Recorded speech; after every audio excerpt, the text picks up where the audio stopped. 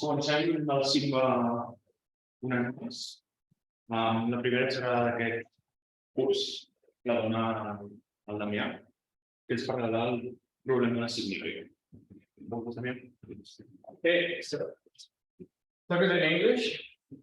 Very good record. So, talking about this TDE. This TDE comes from elastostatics, also from osmosis problems, but physical model is we have a body, elastic body. Some part of the body is touching the surface, flat surface, some part of the body is not touching the surface. So we are calling, okay, so here we have a force that's coming from the surface that's making the body flat.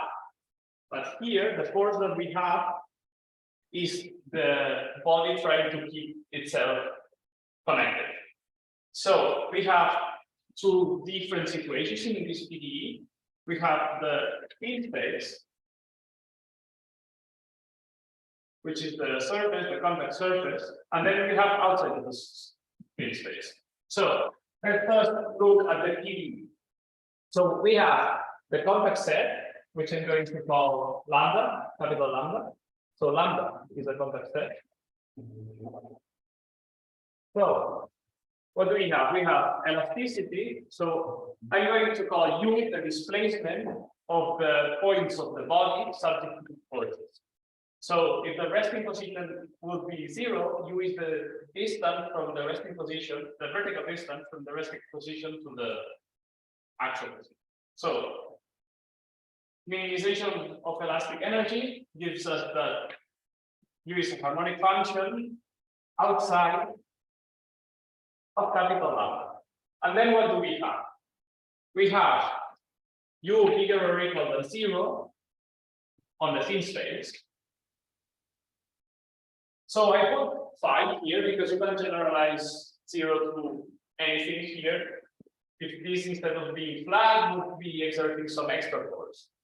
But this is the basic case. In this talk, we will assume phi equals 0. This is a more general physical model that I don't really understand, so forget about it. Then we may do an even reflection. Why not? So we can extend the function below, saying this. So we are putting y here and x here, and x is a three-dimensional line, and y is one-dimensional, and it's important in this picture one-dimensional. And finally, we have this condition. So the normal derivative on the positive side, so the limit of the normal derivative when we come from here is negative on the convex set. What does this mean? This means that the surface is putting force inwards. Like, it doesn't make sense that you are bound to a surface and you cannot pass through, but then the force of the surface like pulls you in. So this force has to have a sign, and the correct sign, and you put all the equation to this one. So we got PE, and now we have the contact set, which is where the body touches the surface. And we'll be interested in understanding how the solution looks like, and also in understanding how the contact set looks like. And in particular, whenever we have a contact set, we have the boundary of this set. It's called the free boundary. And it's called the free boundary because, like, free because it's an unknown of the problem. This is not the domain. This is not like something I prescribe. I put here a body and I ask, what is the shape of this contact set? What is the shape of the boundary of this set? So we will be focused on the regularity of the solution 2 and the regularity of this set, which a priori we only know it is a closed set, could be any length possible. Okay, so this PE. Now, there's an observation about this PE. So outside of lambda, use a harmonic function. Harmonic functions are C-infinity. So we know everywhere, analytically. So there's nothing interesting outside of lambda. The interesting stuff is here and especially here. We are interested in the regularity of U as it touches lambda, but the regularity of U here is C-infinity, and it's like very old. We already know that for centuries. So that's the what we're going to do. Now, there's another way to put this. We can talk about a minimization problem. So we take the derivative energy. That's a first order approximation of the elastic energy. We can imagine that we have again, does the camera look here? Okay. So imagine that we have an obstacle. So we have something like this. And this is like one-dimensional. Let me see it.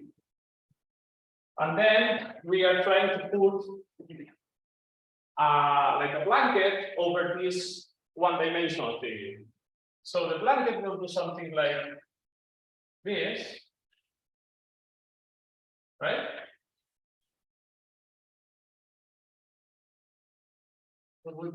It will rest over the thing. Okay. And then maybe here the blanket is not touching anymore because the energy that it needs to be like floating above is less than to be touching. So we are imposing the condition that the blanket is above the obstacle. So this obstacle would be the graph phi, x. Here we will get both of x. This would be y. And we would have that u is the height of the obstacle is bigger than phi on the set y equals 0. And outside of this set of dimension 1, but in general will be dimension n minus 1. This would be here, the blanket is just subject to elastic forces. So we are minimizing the elastic energy. And this is the same as saying this function is harmonic here. So again, we have the same problem. And just here is for existence the first regularity solution. It is standard, doesn't mean easy, but you can do it via large milligram and this kind of stuff. If you put the right sort of space, that means I need to have that energy defined. So my derivative needs to be null too. And then also I need to have a trace that makes sense. So I need to be able to evaluate my function in a codimension 1 set. So being in H1 is enough to do that. And this is the minimum space when this integral makes sense. So if we look in this space, if this space is complete, we can find a minimum.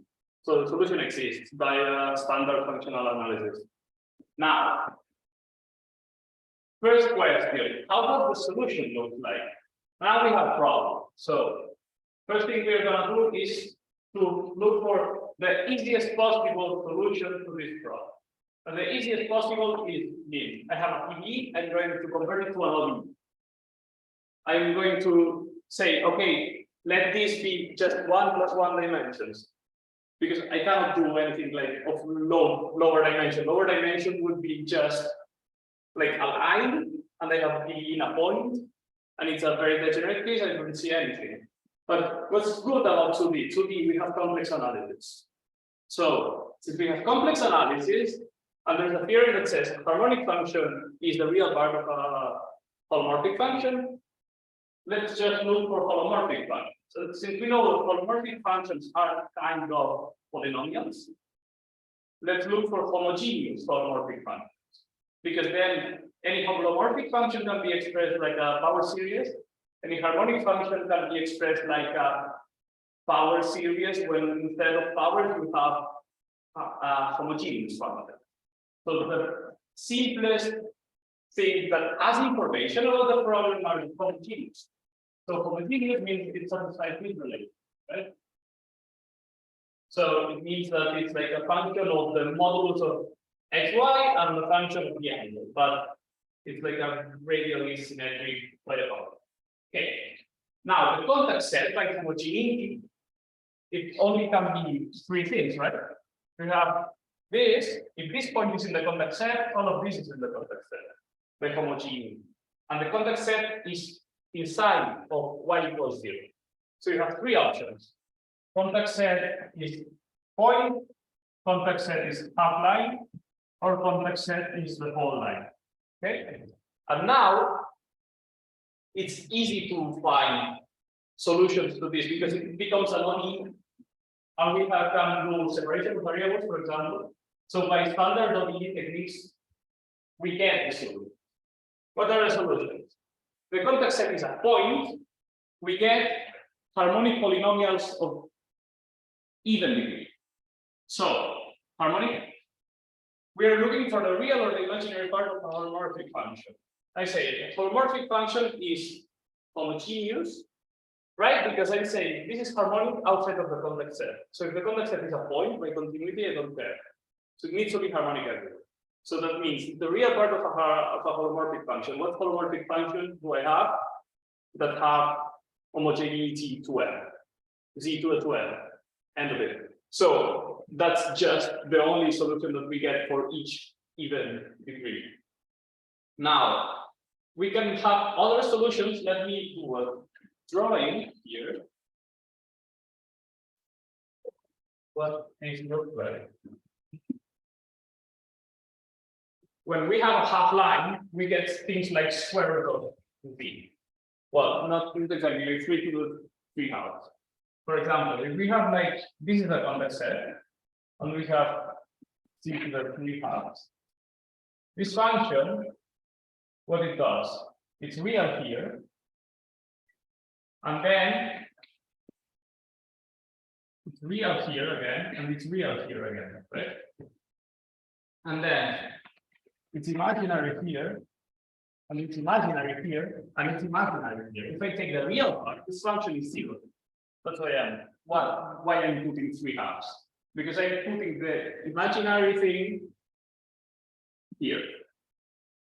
And this is why these kind of exponents work again. So if you take the real part of this function will be positive here, negative here. Am I doing this right? Probably not. No. I'm sorry, just a second.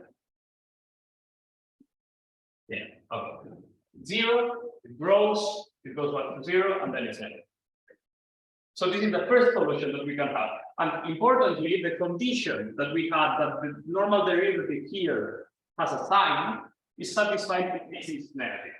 If I put z to the 1/2, for example, z to the 1/2, positive, and then the normal derivative here doesn't have the correct sign. So this is not allowed.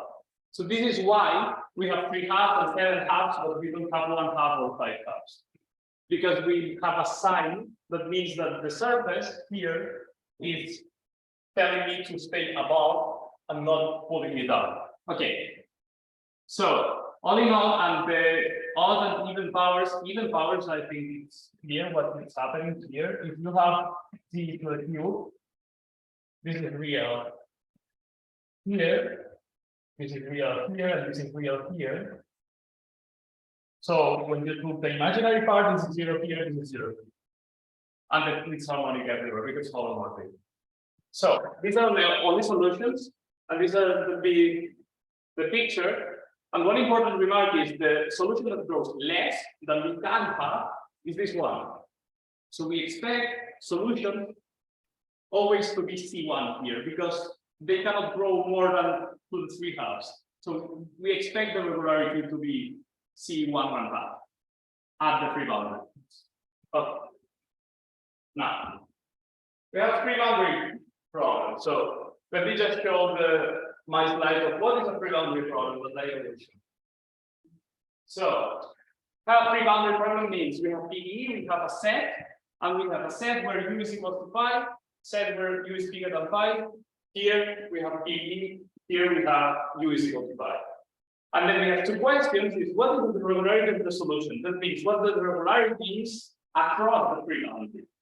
Because the regularity here, u equals 5, is a data that you already know. The regularity here is the solution of a PDE. The free boundary doesn't matter because the regularity is a local thing. What we care is what is the regularity across the free boundary, at the free boundary. And now what is the structure of regularity of the set? Which will be what I will focus most in this. Right. So to end this introduction, I'm going to talk about what do we know about the regularity of the solution. So the regularity of the solutions, first, the solutions are wave shapes. This is known since the late 60s. This is quite classic now. And this is because you can prove that if you have a harmonic function here, it's like C1 here, it's like C1 here, but across the boundary, you can have something like a wedge. So if the boundary is something like this, you can have like this going down like a wedge, like an absolute value. For example, this solution here, the derivative here is non-zero. So it's like an absolute value locally. So you cannot expect more than Lipschitz. But we can expect more than Lipschitz if we restrict to one side. Because then we don't have to see this wedge. We can say, okay, maybe this is more regular up to the thin space. So up to the thin space, the next thing that fucks up the regularity is this, right? So since this is D to the 3 halves, the optimal regularity is 3 halves. So we cannot expect this to be C2 because this function is not C2 and this is a solution. And put the definition there. So just a reminder, something is C1 alpha. Like let's say C alpha, if it's like x to the power alpha. It doesn't need one full derivative, but it's between continuous and C1. You can interpolate that, and C alpha means that you can have cusps, but the speed as they become vertical is like x to the power. And C1 alpha means the derivative is C. So you have this supreme spine. And in this case, if you put this there, you get like 1 or something like that. And if you put alpha less bigger than 1/2 and you put this, you get infinity. Because compared to formulas. All right. What do you mean by weak solution? Well, okay. Weak solution means it's a minimizer of the elastic element. Like in most PDE problems, if you want to define a harmonic function as I take 2 derivatives and its sum, you need it to have 2 derivatives everywhere. But I'm not assuming it has 2 derivatives. I'm saying the function is in H1. That means it has 1 derivative, and the gradient is in L2. And then I can define a weak solution as the minimizer of this, or maybe I can define a weak solution for harmonic function. For example, so I have this. I want this to be in weak form. Okay, I multiply by something that we call a test function. We call that support.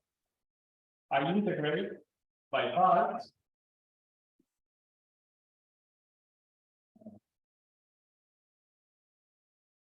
Okay, and then I will say U is harmonic if and only if this holds for all 5. And this is called weak. And in general, here, since it's easy to see that these solutions exist, the less that you ask of a solution is to be a weak solution. And if you have the original PDE, which was more complicated because you have this boundary term and that you get this plus some integrals with boundary terms, but essentially the same. And then this is the less that I can ask so that it's easy to see that the solution exists. And then I take this solution that I know it exists, to prove that it's Lipschitz. Then maybe for proving the optimal regularity, I could have started saying, let you be a Lipschitz solution. Why not? Because I already know that all weak solutions are Lipschitz.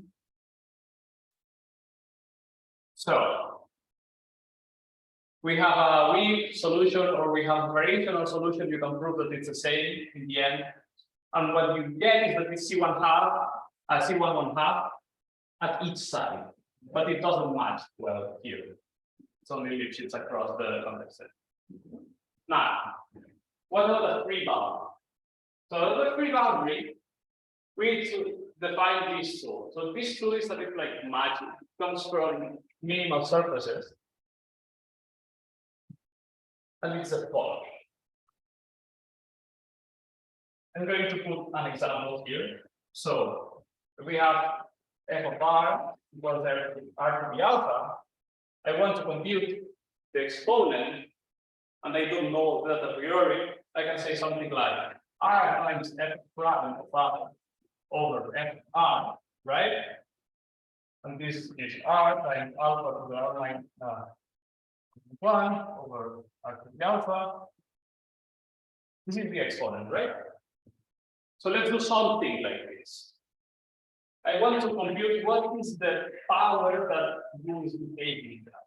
So I'm going to put R times a measure of the gradient of U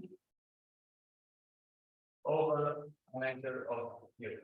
And then I put here the ball with radius R and here the boundary of the ball of the radius R. And this, there's no intuition behind this. If you put this, it works. This is to make the dimensions match, that you can have an intuition, but they say, why don't you put the whole balls here and you put more R's here?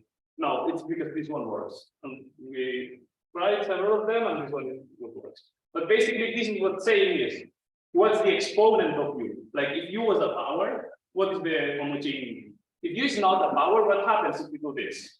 This is more or less this.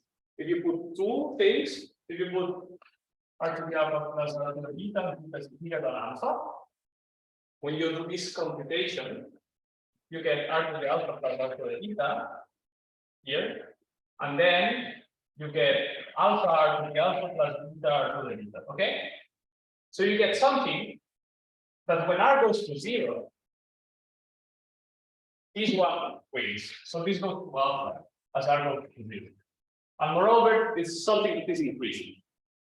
So this is what we expect from this value.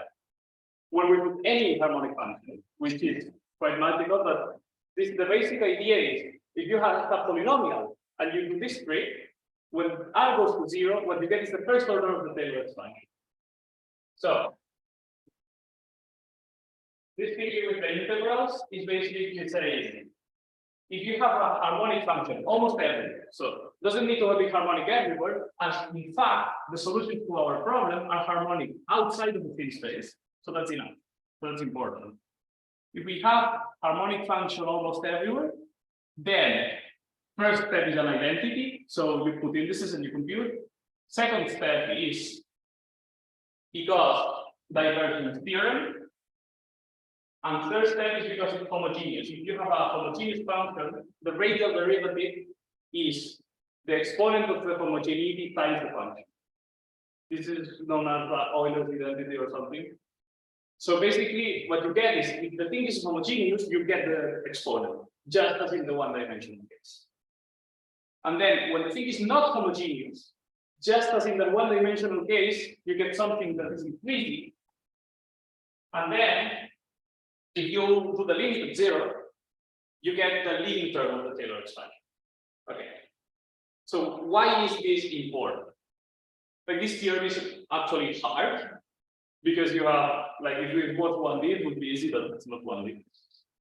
But what you get is that with this, you can define the blow-up. So let me say, what is the blow-up? So a blow-up is, I want to know how a function behaves near it. Okay. So I have the function U. I want to know what does the function look like near point U. Let's assume I'm at the origin, and let's assume I have a free boundary point at the origin. So I have, this is the plane y equals 0. This is the set U equals 0. Here U is bigger than 0. Let's say because I asked that U was greater or equal than 0 in the plane y equals 0. So let's say this is a free boundary point. And I want to look here, what's going on here. So if this was C1, if I zoomed in, I would get a plane, right? So if I want to prove some regularity here, what I would do is I will zoom in, and if I get a plane, somehow I'm close to proving that this is C1. Details are hard, but doesn't matter now. So what do we do? We take the scaling of the function, okay, U of Rx, and make R go to 0. Now, what happens if I take U of Rx and the limit? I get 0. Because if I scale, the norm of U becomes smaller when I scale more, because I'm near to the point where U is 0. So what do I need to do? I need to divide by something such that the thing converges, but doesn't converge to zero, and doesn't converge to infinity. So the thing converges to something that gives me information about the geometry of the set. Okay? So if you know that U is like a power, you divide by R to the alpha. And then you get something good. If you don't know what is the growth of U, you just put the norm of U. And if you divide U by the norm of U, then you can do an Ascoli-Arjala or something, and then you can get a law. So the idea is always Ascoli-Arjala, so this only works if you know some regularity of U. But we said U is C1 1/2. That we already know. So we have a hope of doing Ascoli-Arjala. Now, this is just what we said, and then in this case, the choice of the norm is the outer norm of U in the boundary of the ball. Why? Because it's the thing that appears here. And then when we do our magic with this function, it's convenient to have the same term there. So we know that this will converge to something that has norm 1 on the boundary of the ball. In particular, not 0, in particular, doesn't diverge. We have convergence in C1 alpha. So if we have C1 1/2, when we do Ascoli-Arjala, we are losing a bit. This is saying that if you have like C1 convergence, then you have C alpha for less than 1, etc. Because you need to use compactness. This is a bit technical, but basically, if you have that the sequence is bounded in C1 alpha, then a subsequence is convergence in C1 beta for all beta less than alpha strictly. Because you are losing a bit to use Ascoli-Arjala to pass from boundedness to convergence. Now, studying these guys, we can know what is going on at these points. So basically, what we have is that if we do a blow up, convergence to U0, U0 is a global solution. So why did I start with solutions in 2D that were global, homogeneous? I was cheating a bit. They were saying, okay, this is the easiest thing that I could do, but it's also because when you do a blow up, you get a global homogeneous function. So in a sense, if you know global homogeneous solutions, you know what's going on at a local scale at the free boundary points. Like this is the only information that you really need. Because if you're here, it's 0. If you're outside, this is harmonic. So you already know everything. It's like it's a polynomial. Okay. If you're here, then you get a global solution that's homogeneous. The degree of homogeneity is the frequency of the point. So with the limit of this guy when R goes to 0. And then you can classify that up to some point. Like we don't have the complete classification, we have the complete classification dimension 2, but that already gives us information. Now, how am I on time? Okay. So, if the frequency is less than 2, then what you get is that basically points are like this guy. This guy was C2 3 half. You get that there's an expansion. The first term is this guy, and then you have a remainder that is small o of distance to the 3 halves. And then, so this was first proved by the first paper there, and then in 2016, the 2 different independent teams proved that the free boundary is actually C infinity if you have that. So nothing more to say about this set. Even if the obstacle is 0, then they think that it's analytic. So we already know everything. So we're done with these guys. Now, the other guys that are more difficult and therefore more interesting. There are 4 subsets that have been studied. So we have guys where the frequency is even integer. If it's an even integer, then we get a harmonic polynomial plus small o of this, the right exponent. And the blow-up is unique. So when I define the blow-up, I said you do Ascoli-Arjala. Ascoli-Arjala says up to a subsequence. If you have this, you can forget the up to a subsequence. Also, all subsequences converge to the same. So you have a unique blow-up, and then you can have that. You can cover all these points with a union of C1 manifolds. Don't need to be in one C1 manifold. They can be doing good stuff. Okay. Now, there are other points that we're interested in. Points that are like 3 halves, 7 halves, 11 halves. They look like the three halves. They should be regular, but they are not an open set in the free boundary. So it's very hard to study them because when you take one, there's not a neighborhood of points that are like the same as them. So it's very hard to say anything. So we know they exist. The examples that we have, the free boundary is infinity, but we don't really know what's going on.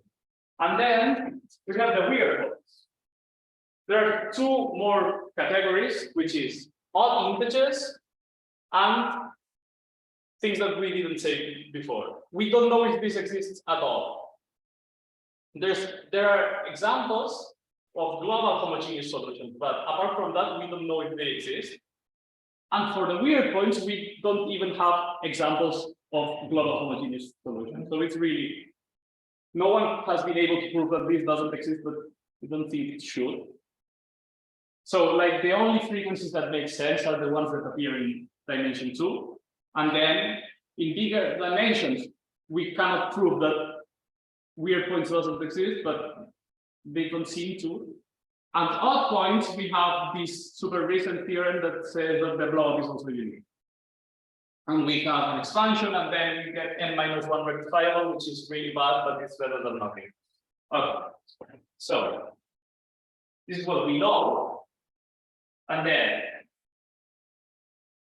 what happens when we have a lot of weird points?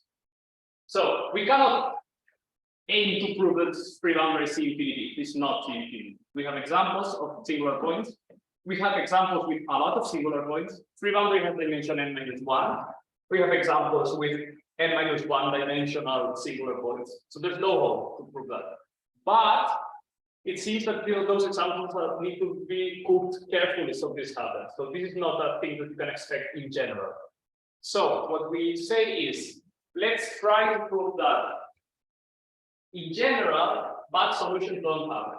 In general, like if you put a measure on the set of solutions, let's say that vaguely, you can get that the set of solutions with bad free boundary has measure theory. Very informal.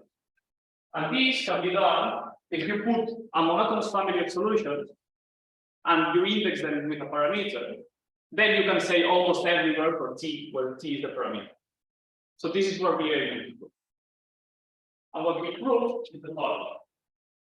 Okay, so this is a big part. Let me read it for you. So you have family of solutions to this obstacle problem. We are asking them to be normalized in the H1 norm or in the Lipschitz norm, whatever. And then we are asking that they are monotonous and also strictly monotonous part from the thin space. Why is this? Because if not, it doesn't really increase. So what we're doing is we're taking a solution, like we are putting an obstacle here, we are putting here, and we are saying, okay, this is increasing, this is increasing. So we need to force the solution to be really different. Because if you take very similar solutions, maybe all of them have very bad singular sets. But if you force them to be really different, what you get is for almost every t, if the dimension is 4, because the dimension in the sense plus 1, then for almost every t, the free boundary doesn't contain singular points. And then if the dimension is bigger than 4, then the dimension of the singular set, of the degenerate set, is at most n-3 minus alpha. So in particular, the free boundary is C infinity apart from the bad points. And we have a classification of the bad points, and since time is running short, I will show you just the table of what's happening here. We have 5 minutes, maybe? Okay. Okay. Okay, no, I won't show like the structure of the proof, but I will show very briefly something. So this is the basic lemma that we use to prove this. So what is the idea of this lemma? The idea of this lemma is I will put here my parameter t, I will put here x, and I will draw where the singular points are for each t. Okay. So imagine there is a solution that has a lot of singular points. What happens? If I have a singular point here, in particular, this point is in the free boundary. that means that u is equal, so this is zero, this is zero. From u to zero, x0 is 0, but near x0 there are points where this is positive. So what we say is if I move t up, there will be a region where this is positive, because here I was almost positive. So if this is monotone, if this is increasing, there will be a region where this disappears. And here, there will be a region where u is 0. So if u is 0 in all of this set, or is positive in all of this set, there is no free boundary there. Because the free boundary is the set where the u equals 0 meets u positive. So depending on the character of the point, we can prove one of those two things. So this thing, if you write it formally, is the condition that for all x, blah, blah, blah, blah. What I mean is like there's a cleaning that looks like a parabola, and the opening of the parabola is this gamma. So the bigger gamma is the flat of the parabola is. This parabola is the graph of R2 gamma. And then we have the dimension of the union of everything is less than beta. Okay. So the union of everything has dimension of most n, but we can do better than that, using properties that we know when we apply this to each kind of singular points. And then there's a lemma that says, okay, if you have cleaning, if the union has dimension n, but you know that near a point there's all of these that doesn't contain points, then for almost every t, you will have way less points, because you cannot put them all without these parabolas being like intersecting, and they cannot. So what we get, if the cleaning is bigger than the dimension of the points, then for almost everything you have no points. If the cleaning is less or equal to the dimension of the points, then you get this dimensional bound for almost everything. So basically, it's like you need to like accommodate all the points, and they need to, how you say, split the space somehow. You cannot put them all everywhere, because if not, they mess with each other. And basically, ourselves in this lemma, what we do is basically we look for twist-to-infinity. We look for dimensional bounds on each of the sets of the generated points of the free boundary, and we look to prove a cleaning around points in the free boundary. So the stratification is this one. Why? The gamma 3 halves are the regular points. It's already C infinity, we don't care. Then the quadratic points, this was very technical, and we did it, and it's new, and I think we don't have time. And then the cubic points are special because basically what we got, there's a proposition that says the cleaning is at least kappa minus 1. Why? Because this is the leading order of the Taylor expansion of U.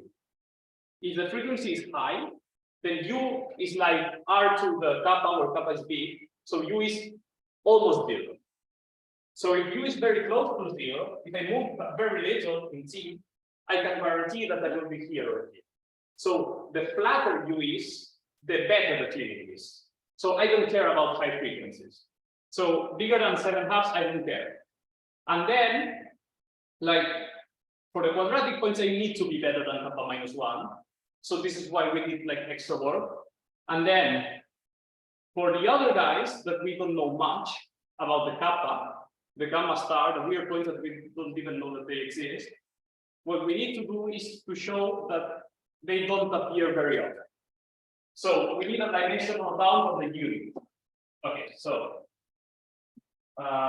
let me skip this, let me skip this. We have dimensional bound on the union, and this is the last idea that I want to share today, which is how do we band the size of the points? Let me talk about gamma star for a moment. Gamma star are the frequencies that cannot be in 2 dimensions. Okay? So imagine for a moment that they have a set with bigger dimension than n-2. So in particular, I will be able to construct n-1 directions belonging to this set in a point. And then I have like a tangent hyperplane. Okay. And then I will do a sort of implicit function theorem. Okay. If I'm waving a lot, but the idea is if I make in n dimensions and my surface here, so this is y equals 0, I said if this set has codimension 1, if I pick a point, and I can choose n-1 direction. Then, via sort of an implicit function theorem, I can ignore all these directions and get a 1D solution that has the same frequency. So you have to prove this converges. This is a mess, it's a lot of work, but the basic idea is you can kind of implicit function theorem and remove these n-1 directions, and you get a 1D solution that has the same frequency. But we said that there were like n=1, which is 2D, because 1 plus 1. So we said there is no weird frequencies in 2D. We already know that via complex analysis. So at most, I have n-2 linearly independent directions where I have weird solutions. And this idea also applies to the other sets. It's more complicated. So we have kind of dimension reduction estimates, which means kind of implicit function theorem to say I cannot have all the points with the things that don't happen in low dimension, because if not, I can ignore those dimensions and I construct solutions that are impossible in low dimension. And the other thing is the cleaning. And the cleaning you get it via basically Taylor expanding the function and saying if this is monotone, it grows, and then it depends on the first term of the Taylor expansion. And with this, yeah, I think I'll finish here. There's more in the slides, and I will show you if you are curious. I think you can read the slides. There is a lot of, we have used like 3 or 4 theorems from 2021 and 2022 to prove this. So this is all very recent. And here is a recommendation of, if you're interested, you can read in this order, like the survey, then the introduction of the paper by Figalli, Ros-Oton and Serra. Don't read that paper, it was like nightmarish 100 pages paper, it's very hard. But the introduction is very nice. And then the paper that we did, which these results come from, is it. And that's all. Thank you for your attention.